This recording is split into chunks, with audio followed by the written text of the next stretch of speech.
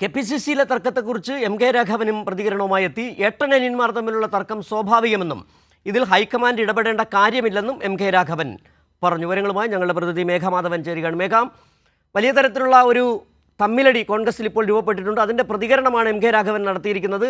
ഏട്ടനനിയന്മാർ തമ്മിലുള്ള തർക്കം, ഇത് ഏട്ടനനിയന്മാർ തമ്മിലുള്ള തർക്കമെന്ന് പറഞ്ഞു പോകാൻ കഴിയില്ല.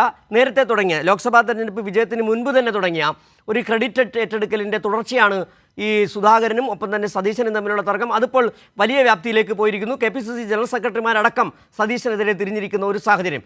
രാഘവൻ എത്ര ലാഘവത്തോടെയും എത്ര ലഘൂകരിക്കാൻ ശ്രമിച്ചാലും ഈ വിഷയം അങ്ങനെ തന്നെ ശക്തമായി നിൽക്കുകയാണ്. മറ്റെന്തൊക്കെ കാര്യങ്ങളാണ് എം.കെ. രാഘവൻ പറഞ്ഞത്?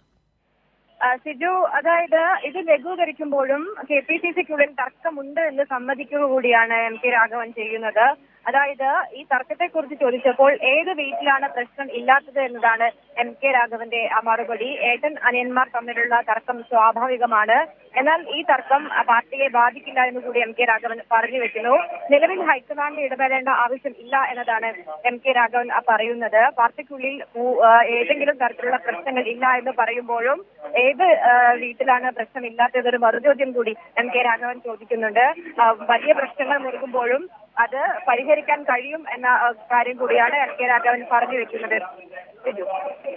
ശരി, മേഘമാധവനാണ് വിവരങ്ങൾ നൽകിയത്.